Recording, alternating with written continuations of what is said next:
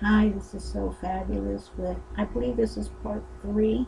So what I have is my crazy vintage hexagon quilt on the table here. I'm using a 90-40 needle. My tension in the width is 3.5. The stitch length is at 2.3, and my tension on the top is at 3. I have it at 3 because it's semi-tight and it's semi-loose, so if in case I make a mistake, I can take it apart. I have a regular walking foot number J because this is just basic stitch because I'm just going to be stitching everything down. I have a darker bobbin thread underneath because some of the colors are fairly dark during browns and things of that color. But my upper cone thread is a beige. That gives it a nice combination when it pulls in and out. And if you're fortunate enough to get to the store, at the 99-cent store, they have these what they call rubber placemats. They're for your sink. So if you have a porcelain sink or a stainless steel sink, and you've got your porcelain dishes in your washroom and you don't want them to break, this is really good to have. I always purchase these, and they're really good for sewing. It keeps my comb from slipping all around in any other utensils. Like if I have utensils with my bobbins and my screwdriver, anything that I need here, my stiletto, which is a pointed. Um, this is what they call a stiletto, so don't think it's a stiletto like a dangerous stiletto, but this has a point. And if I want to get intricate, instead of putting my fingers underneath the presser foot, I use my stiletto.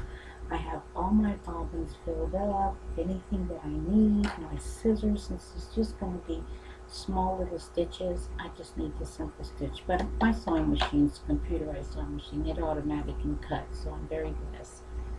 The next thing I have is, I told you I took a picture of my design element here of the crazy quilt. So I have it right here next to me so I can see which pieces go where. So I'm going to pull my bobbin thread there. I'm going to get my hexagon here and I'm going to take the pieces out bit by bit so I know which one goes where. Lay them out to the sides.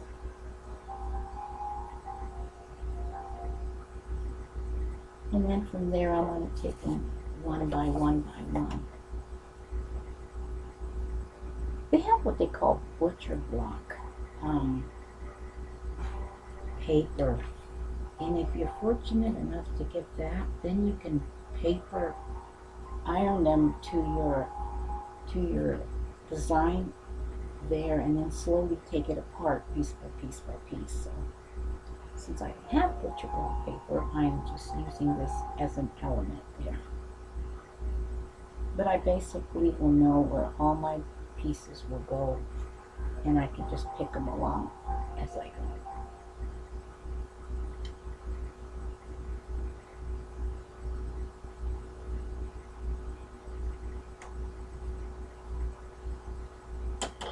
Okay, put my scissors close by and my bifocals, which I need because I can't see as well. Those of you may not need a pair like me. So the first thing you do is, I'll need to bring the camera down,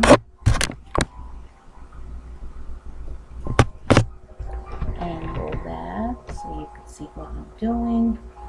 What I like about these halogen lights, they really give you good light. Okay, I'm going to pivot my hexagon pointed towards me. You might want to take your and I keep pins close by the way, all the time. I want to take that and fold it over so it doesn't get caught or underneath. did say I was going to show you step by step how I create my hexagon vintage crazy quilt. So what I did was I folded the edge so it doesn't accidentally get caught while I'm sewing. And again, my camera is right there. I can see my design element. So as you notice, I have both pieces down already. But what I'm going to do is keep the right side element on the target cross I have there. I'm going to lay that first right side up. Now with the printed side of this is going to go right sides together, meaning the wrong side should be on the top, because what I'm going to do is turn this around and I'm going to do a basic stitch along that cross that I used my marker for. So I get my yarn over there. What I love about the sewing machine, I don't have to pull the thread up, the bobbin thread up, but if I want to, I can. But with this sewing machine, you don't have to. I mean, literally, it's designed that way. Okay, let me, since I did pull it up,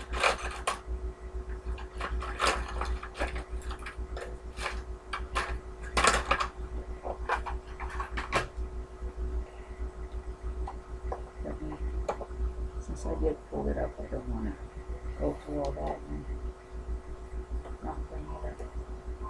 I love these little presser foot, they're just snap-ons.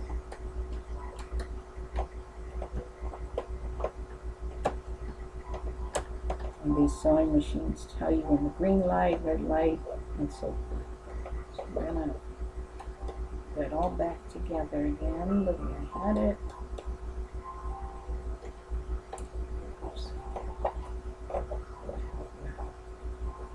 Bobbin thread up. I don't can, if that's what you're wondering what I'm doing. I can pretty much eyeball it from here. What I do like to do when I can remember is lower my needle down. That's a #1 priority. So I have it at a medium speed because I want to show you, and I have a 1/4 of an inch guide at the needle. The presser foot has a, like, here's the presser foot. The needle goes inside there. I have a guide on my presser foot, which is a 1/4 of an inch, so I follow that as my guide, and then I have my cross that I outlined with the permanent marker. First stitch done. Since I don't need a pair of scissors, I'm going to just cut it right there. Now that you've sewn your first pieces, with your finger, I finger press. Now that's done. My first piece is done. So I'm going to look at my diagram that I have right here, and I know that my next piece is this print piece. So I'm going to remember where I laid that down on it perpendicular to the design, and I'm going to place that, turn that over, right sides together. So you should be looking at the wrong side of your material, is what that means. I'm going to pivot my material, lower my presser foot down, cut in a long yarn that's around, maybe in the way.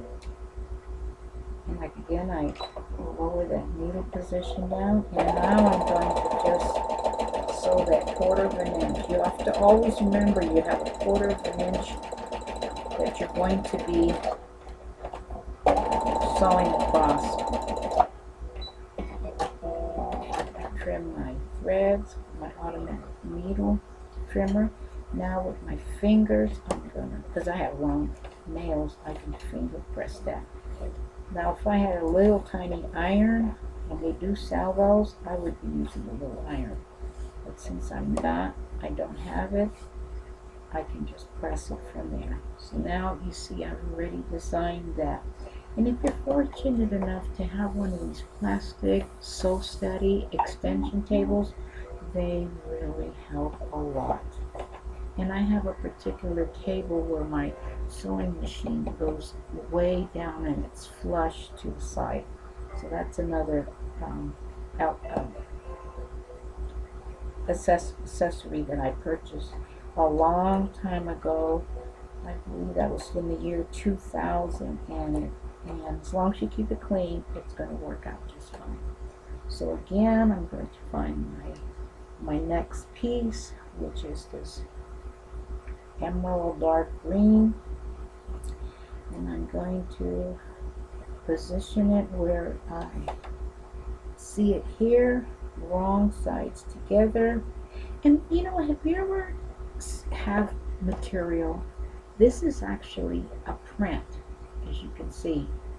But if you turn it over, you have a nice solid color with a hint of that print showing. And that's what I'm going to do right now. I'm just going to turn it wrong sides together so the print is not showing. So I'm looking at the print, but I'm actually going to sew that down. Again, I lower my needle position down, making sure that I press that just right, finger press that in, and sew that 1/4 of an inch.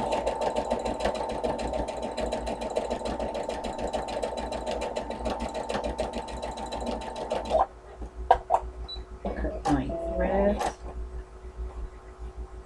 If you don't have an automatic needle, a machine that has thread, by all means use your scissors to cut your thread. So now I have my pieces already starting. I'm going to look at my diagram and say which piece is next. I have a very nice emerald green here, and I'm going to lay that green, let's see, on the side like that. I'm going to turn it right sides together.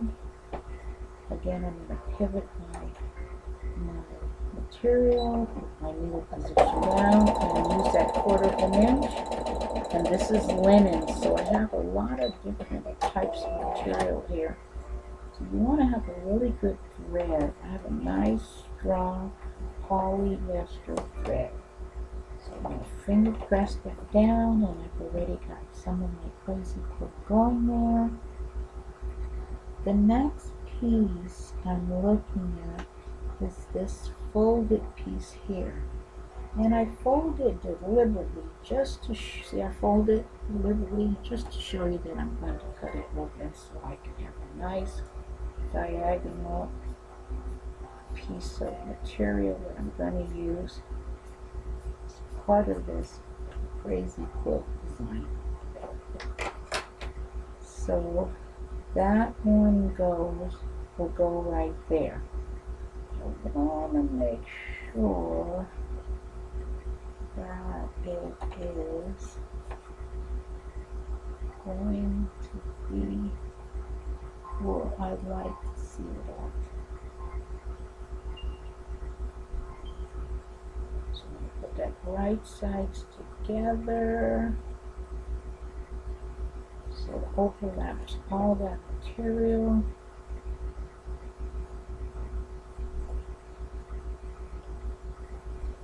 Sew that down at needle position now, 1/4 of an inch.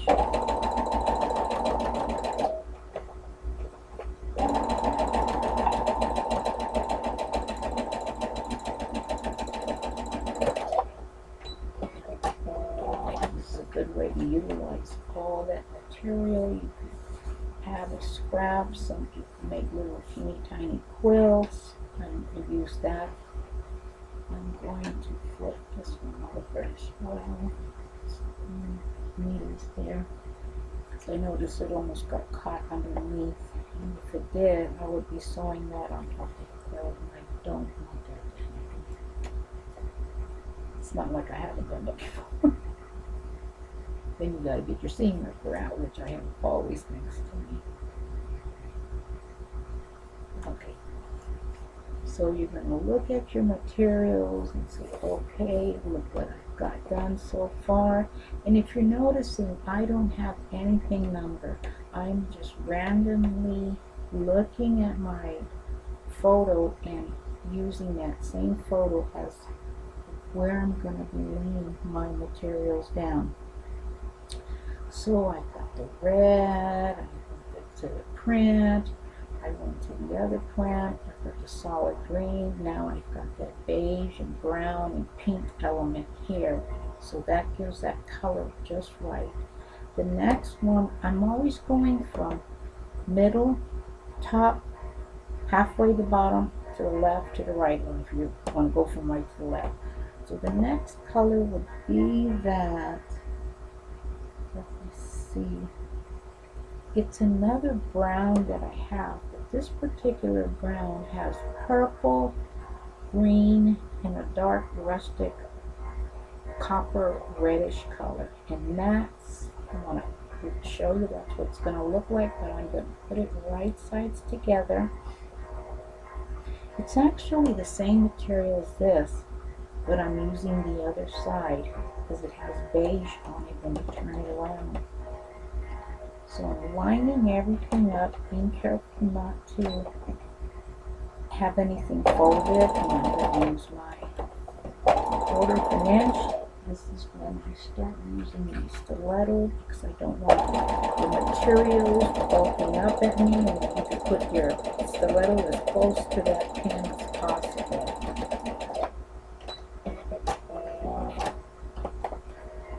Now I'm going to fold that over, finger press that as tight as I can. And that crazy quilt is coming along just fine if you have your guided pattern in front of you.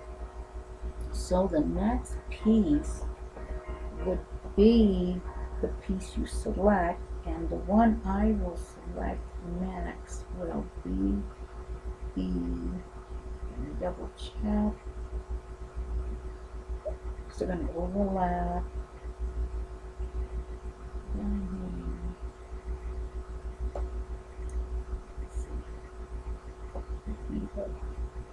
Right here, this one.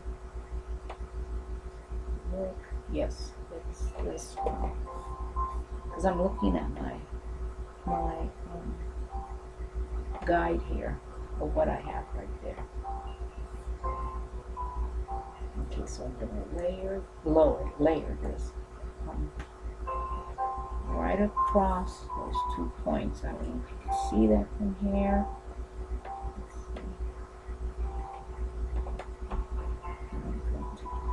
Start at that very edge, and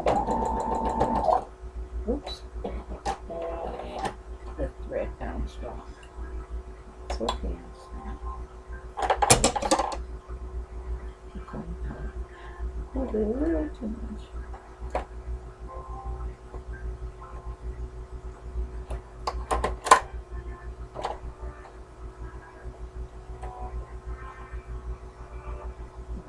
Threads to the last minute.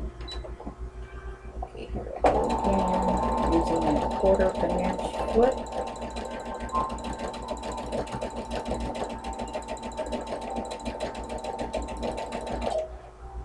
Stiletto out.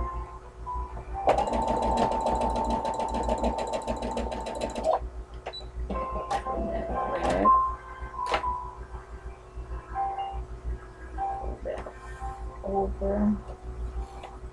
Finger press that close to that edge, and you see that's coming along just fine.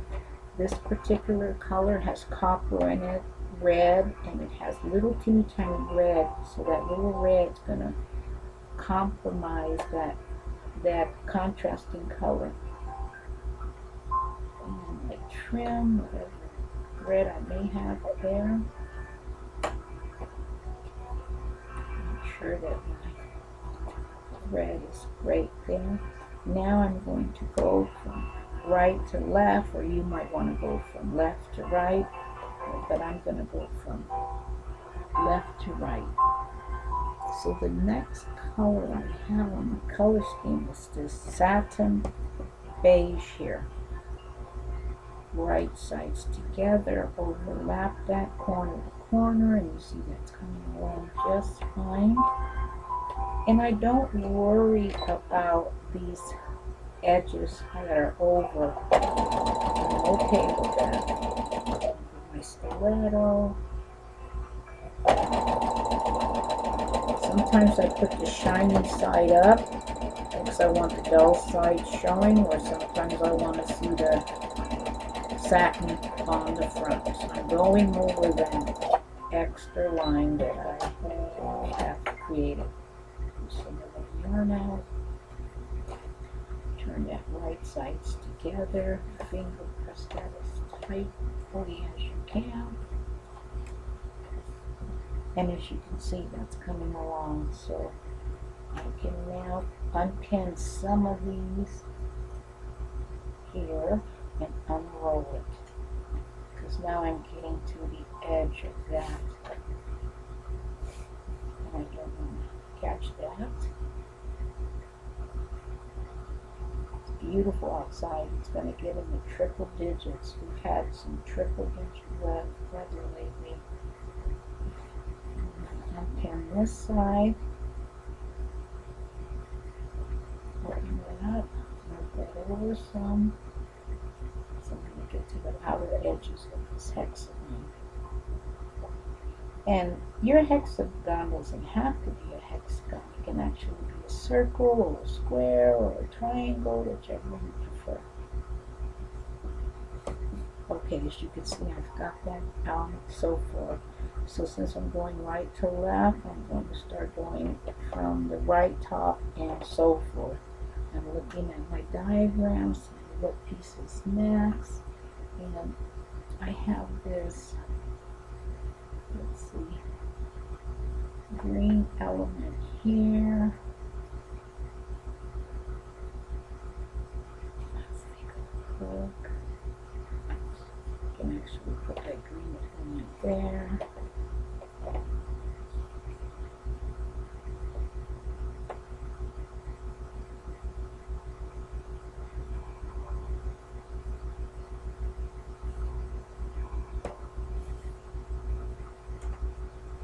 I might have accidentally shifted this a little bit, but that's okay. That's what's the fun part about this. I'm going to keep that green element right there and just move it from corner to corner again. Being careful not to. I don't use pins, so.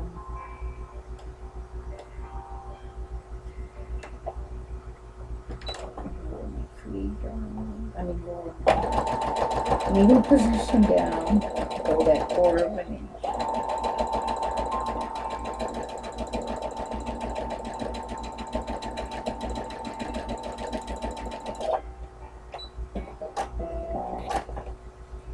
Notice I went off base just a little teeny bit, so like that.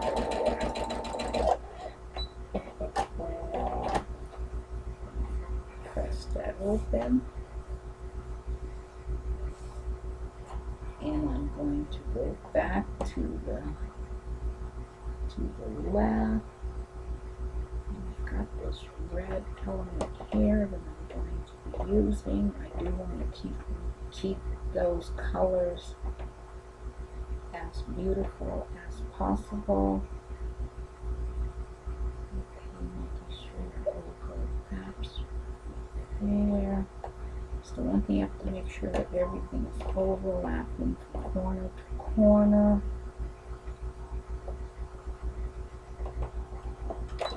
Position down, quarter of an inch. Since it is satin, I have to take out my stiletto again. Keep an eye that quarter of an inch is there.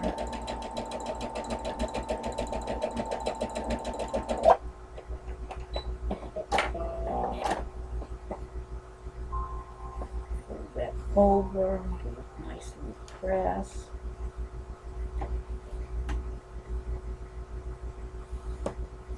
If for whatever reason you're sewing and you notice that.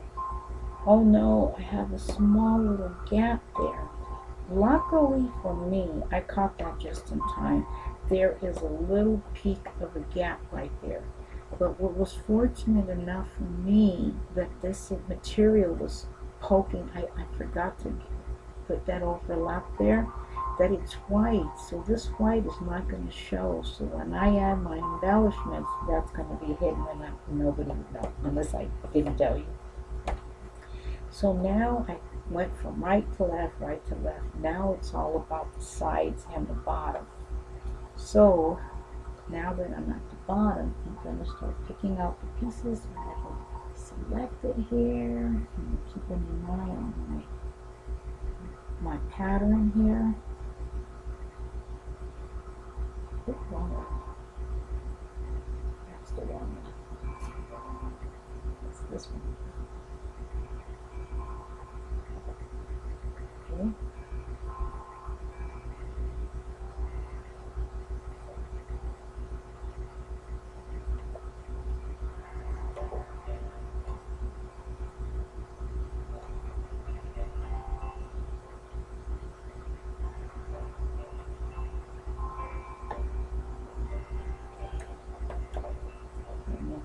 Position down.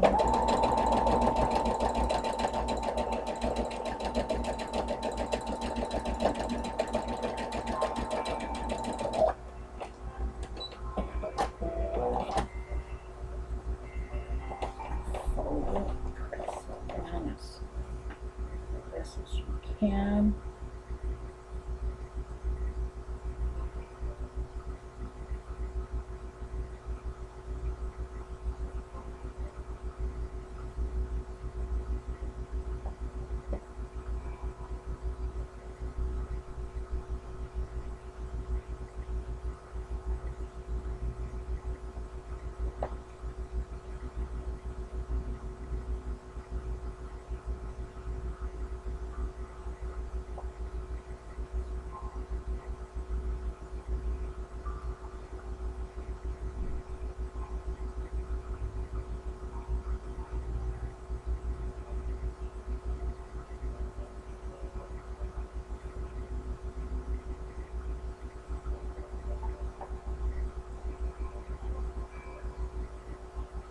As you can see, I love one circle.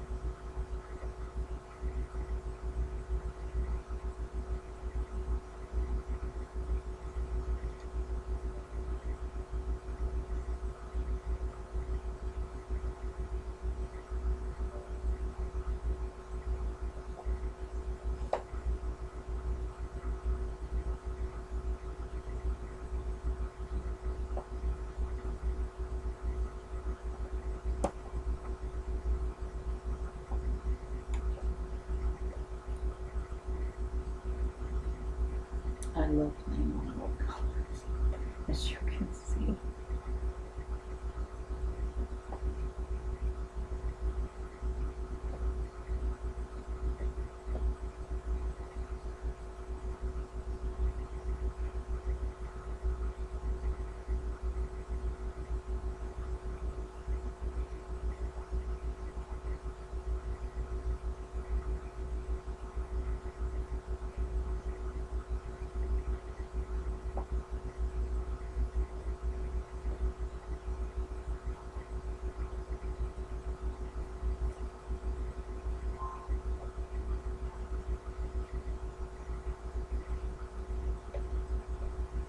That's right.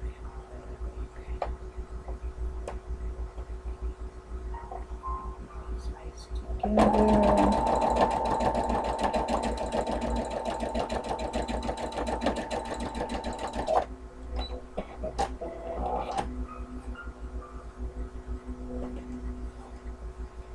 Okay.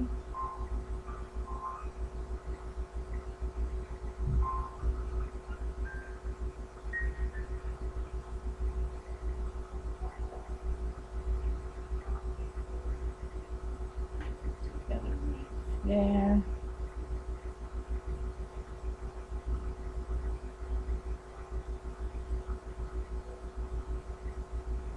The thing is remembering to overlap, overlap, overlap, overlap.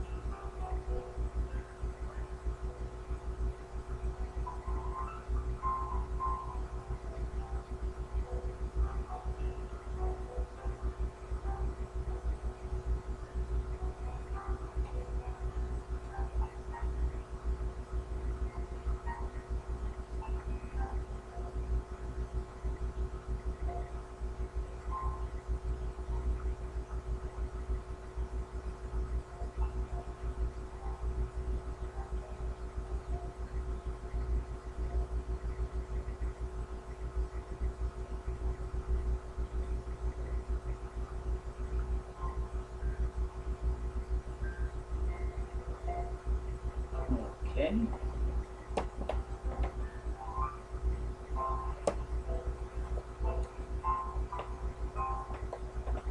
Overlapping.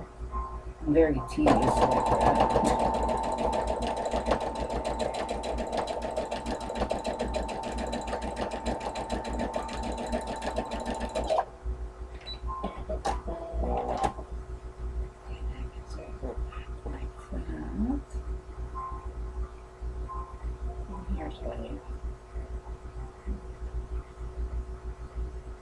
See where you're at.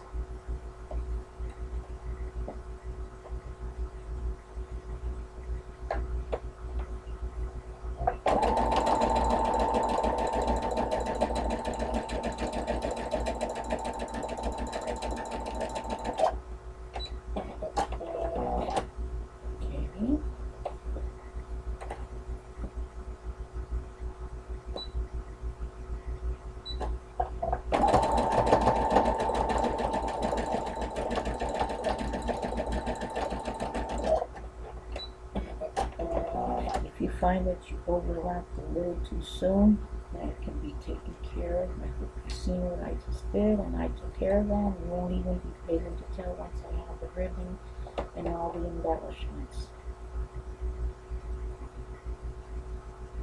All the ribbons and bows.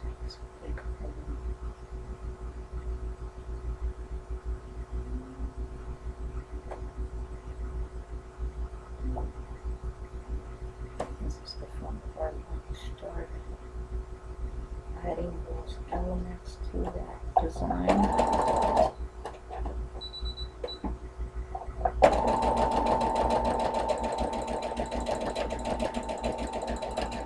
And as you can see right in front of your eyes, I am creating a Vintage Crazy Quilt Hexagon.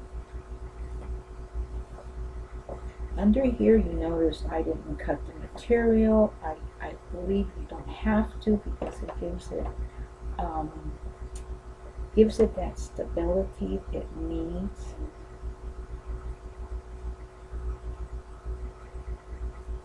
In other words, it's like its own lining.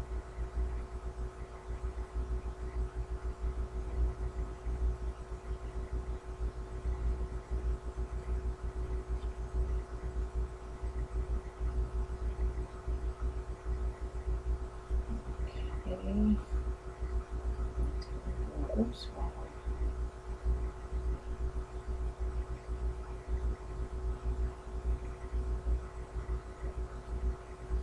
Here's when I start adding little bits and pieces, because that's what I want to do.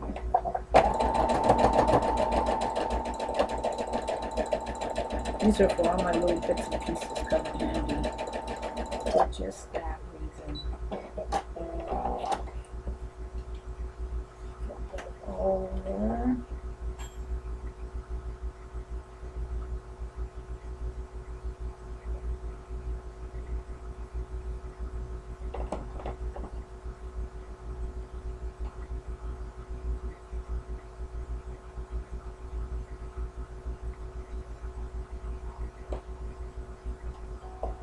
See those hints of color peeking out.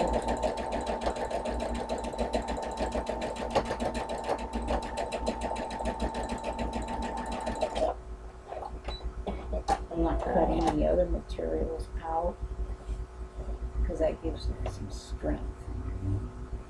And as you can see, my crazy quilt is coming along. Okay, and this one is this piece here. Let's take a look.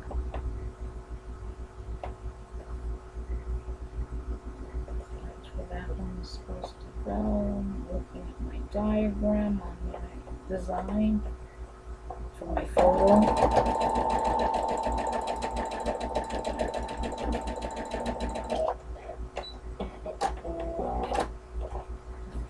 Pieces here, and I pull those out.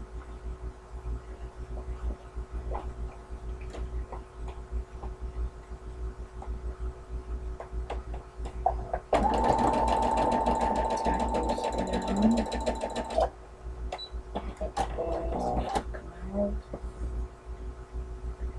This here.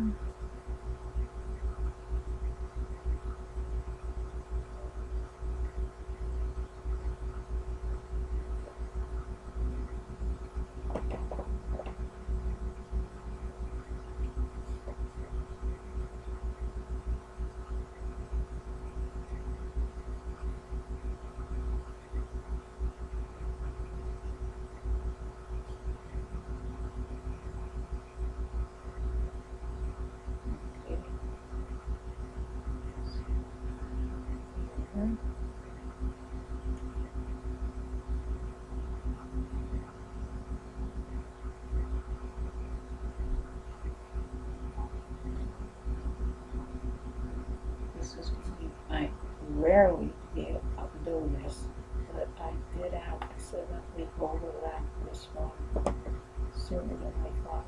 So take this one piece out. Like a very sharp pair of scissors.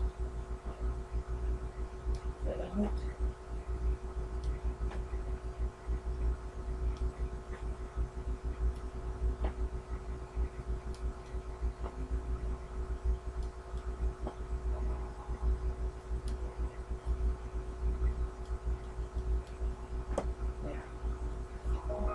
One last piece to do.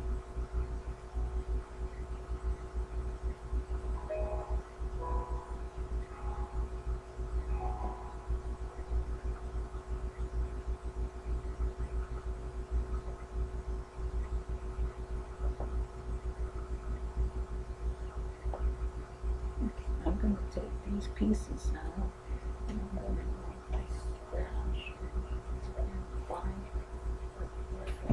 Piece. I want a different piece right there.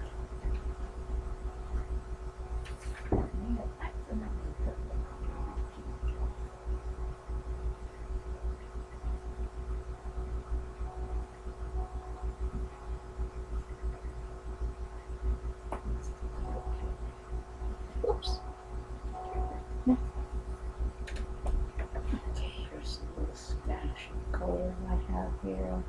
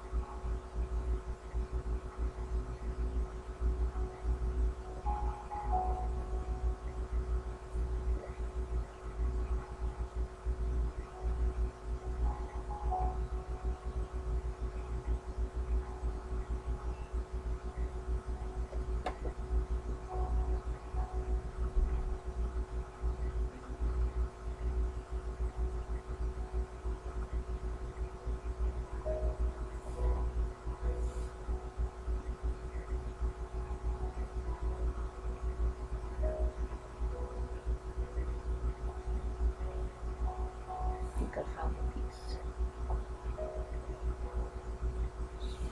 Sure it fits.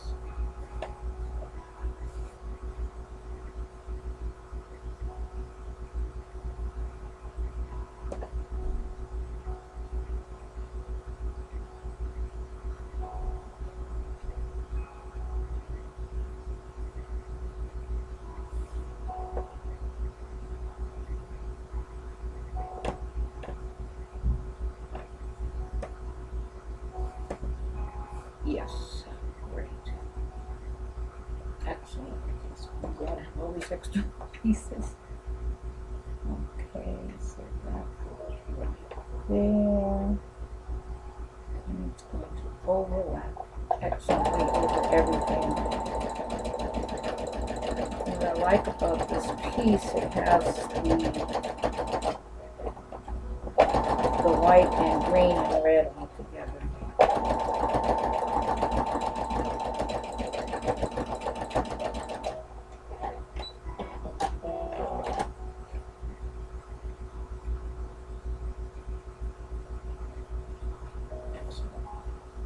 Now I just need to put one more piece in this corner and right there and make sure everything is all completed.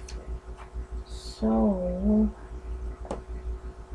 take away that I want to make cut out.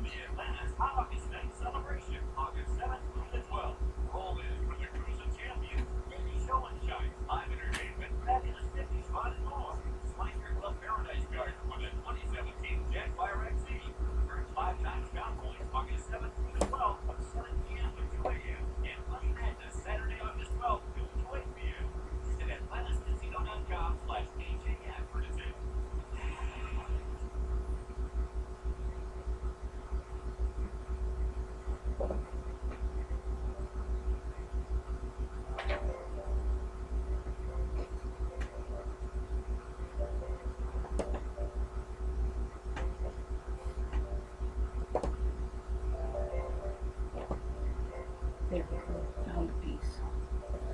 Everything always seems to happen just the way I sort of plan it.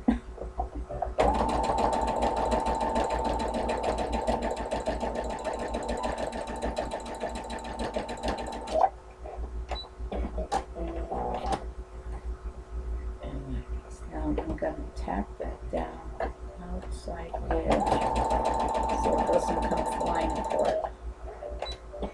Now I need one more tiny piece on this edge right here.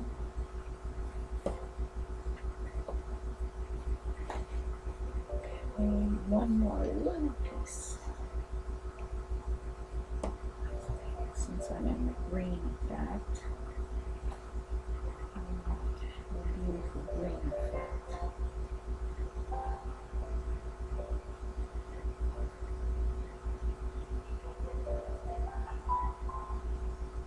Now I'm finished. Oops, I pulled my thread out. Now this almost took an hour, and the reason why is because I'm very slowly and meticulously taking my time to show you. And then again, finger press. The finished product is done. So the next thing I'm going to do is, if you remember, I have outside lines on here. I'm going to sew the hexagon down. Just double checking everything's okay. Did I forget a piece? Aha, there's a piece right here. I always double check because I might have missed a corner, which I did.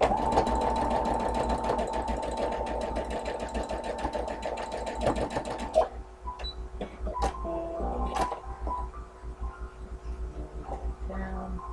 I'm going to tack that down just so it won't move around too much. Oops. Right in the face. Okay, let's see. I get very happy that I completed another one. And then the fun part is getting all the beads in there. I have my thread cutter there. Getting all those beads on there.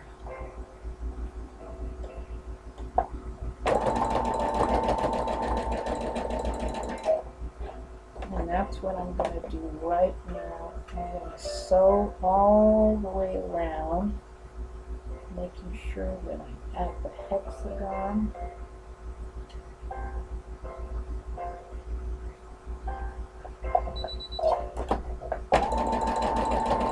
I'm just following the lines and the corners that I drew earlier.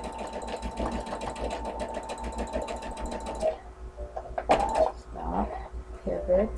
I have the line way back here so I can see.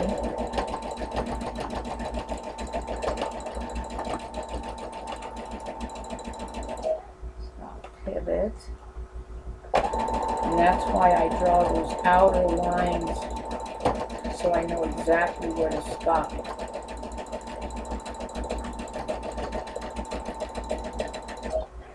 Pivot. And my line is way over here. I can see it, so I know where the hexagon is at.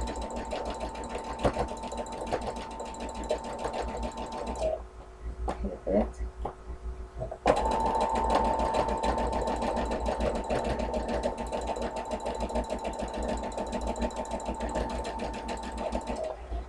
Pivot.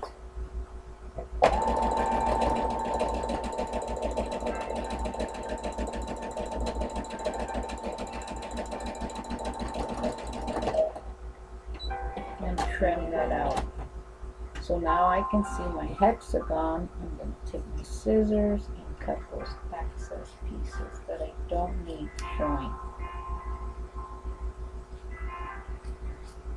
Being careful not to cut out too much.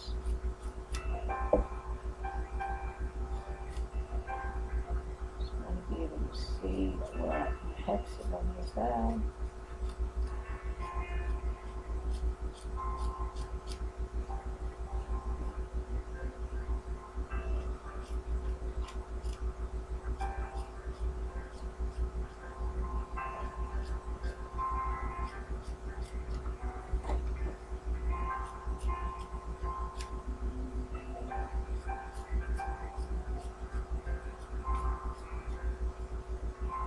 All those pieces are going to be utilized in one form or another.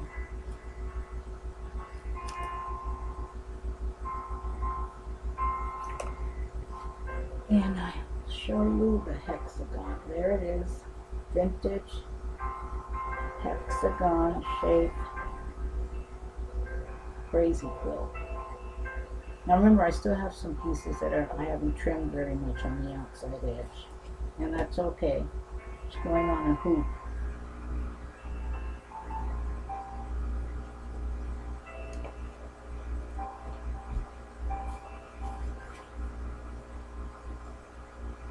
Besides, it's going to get all cut out, trimmed out anyway.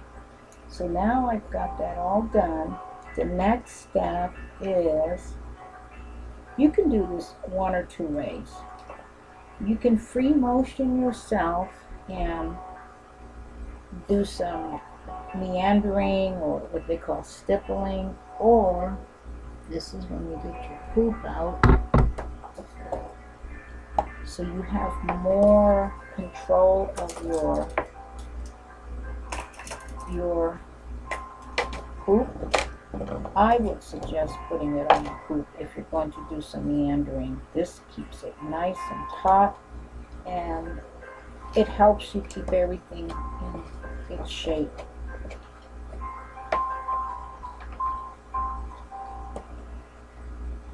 And I can always move it so I can get to the edges. Now I'm going to tighten it up.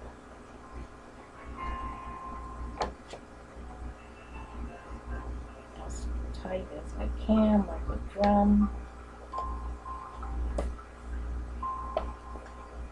Here's when you get your metallic threads out, or your gold threads, whatever color threads you have.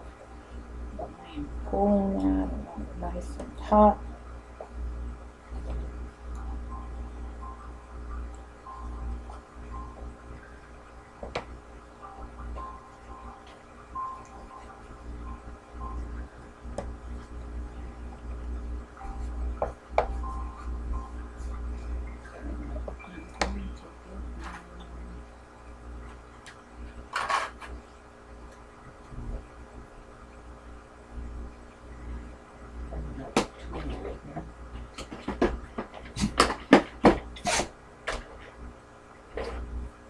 It's a very small pair of pliers, and I'm going to tighten my hoop right there. It's a screw that I want to tighten so my hoop doesn't move around. And I tighten that up as much as possible so it doesn't come loose. And you know when it's tight, it won't go anymore.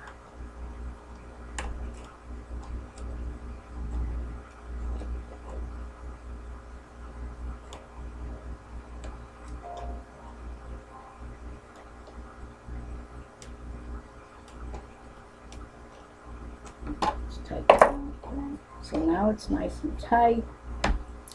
I'm going to find some beautiful metallic thread, or maybe some gold thread. I have really beautiful satin and gold thread, and I will quickly show you how to do that. So let me lay this comb thread out, check that I have plenty of bobbin thread, go to my collection of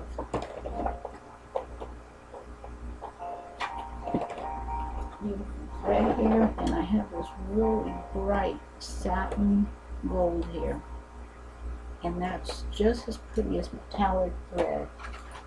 On my bobbin, I'm going to place this spool holder where you would normally put your bobbin, thread my machine, and I'm fortunate enough to have a thread that will thread that up immediately. I'm going to go underneath here, move my free motion, remove my foot, the foot that goes to the, I don't need that right now, and also I'm going to remove the presser foot holder. And place it back on there. an automatic. It snaps right on there. But I'm going to take this whole unit off because I want to do some free motion. At this point, I don't need my stiletto. I just need to add my hoop inside my machine. And I'm going to quickly show you what meandering is. You could either, this is when you do want to pull your thread up from the bobbin up. You don't want any nesting underneath. Turn that off, like this. I'm going to keep my stitch the same as I had it all this time because it doesn't make any sense for me to move it around.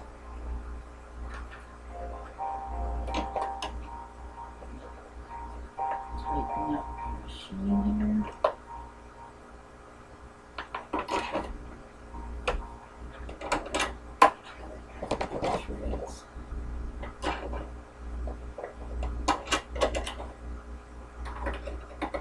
A little tighter here. Make sure that it's all flush. There's nothing to stop it from moving around. So now, oops, took up my bobbin thread by accident. So bring that back up. Meandering is as simple as this.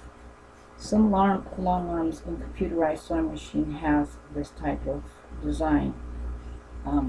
I do as well, but I prefer doing it this way because then I can add whatever element I want.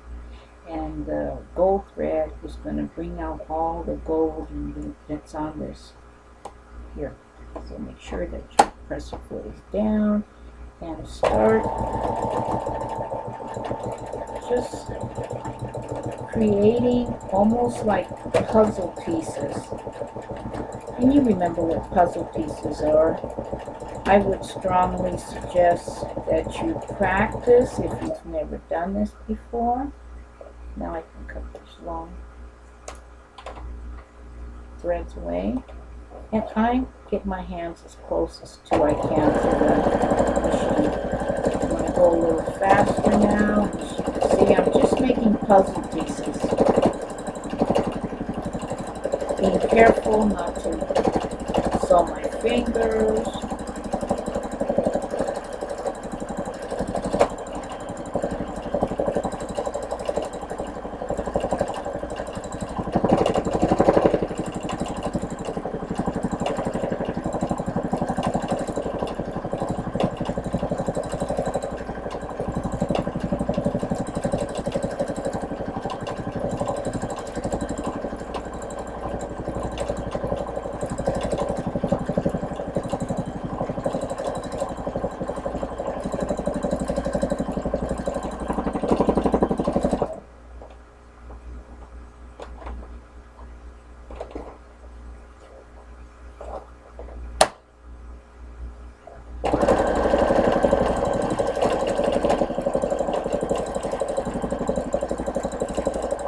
Some people say start from the center out. I guess I do things the opposite. I prefer that way.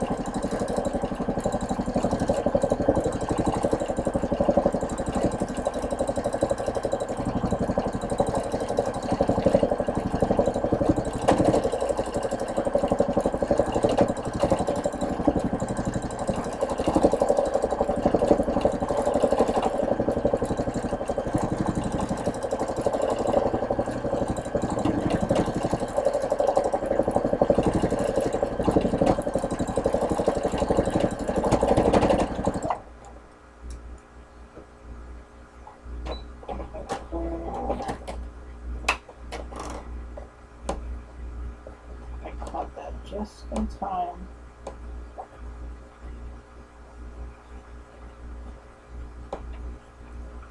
Just in time. I told you that once in a while, if you don't pin that down correctly, you can accidentally get that material underneath the hoop, and that's exactly what just happened. But I caught it just in time to be able to snip it off. Otherwise, I would have sewed it all under. So I'm going to pin those corners a little better now. Roll those corners up. It's a little piecey though, so I did not get them caught underneath again. So after all that work, you don't want that to happen. There. Now the corners are all taken care of. I can get back to my meandering.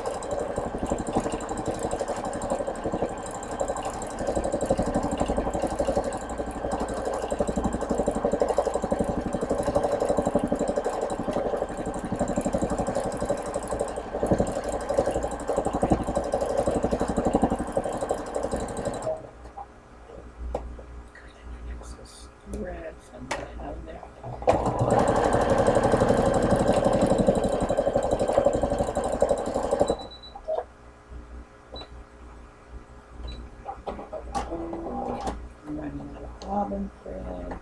So this machine tells you that.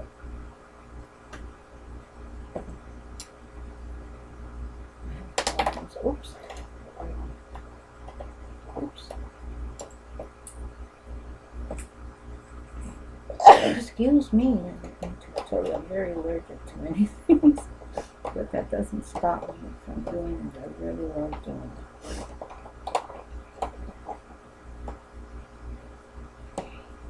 And again, you want to bring up that bobbin thread and start meandering.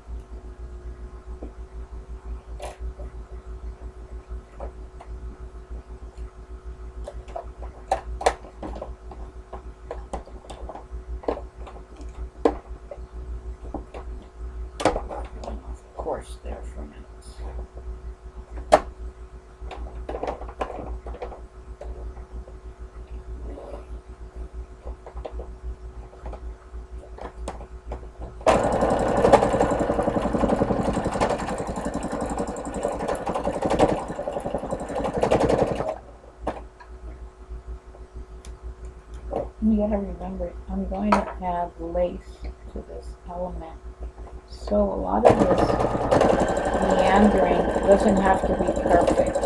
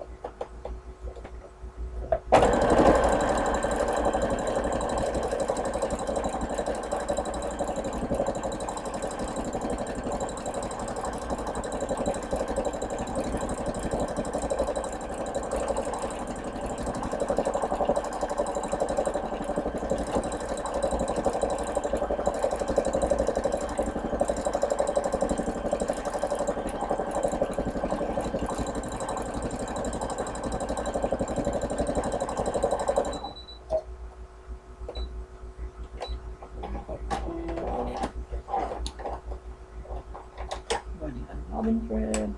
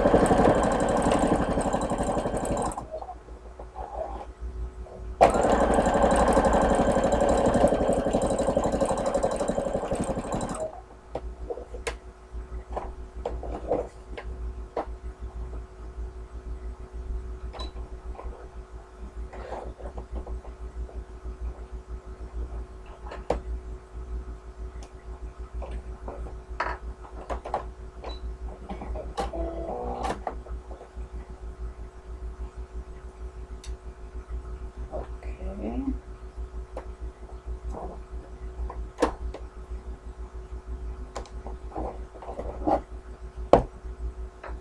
Trim off all these excess threads. This is what the meandering looks underneath. And you can see right through there the hexagon.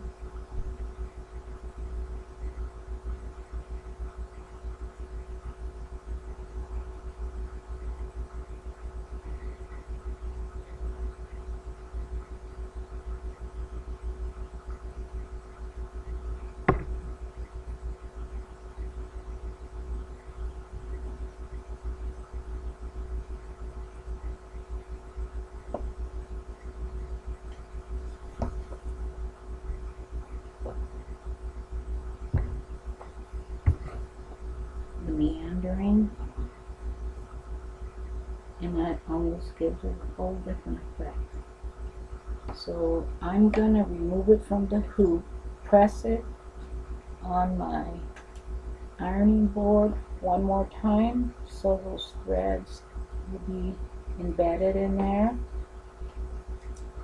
And it's been an hour and nearly 15 minutes, or probably an hour and 13 minutes, somewhere in between those in that time.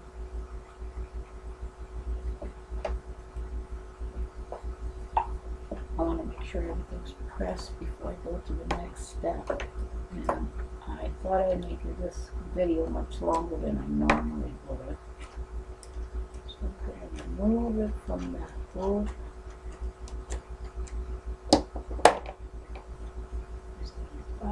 Pull that out. Put my hoop to the side. And here was the picture of the. Because it's bright. The picture of the crazy quilt. And here's the picture of the crazy quilt.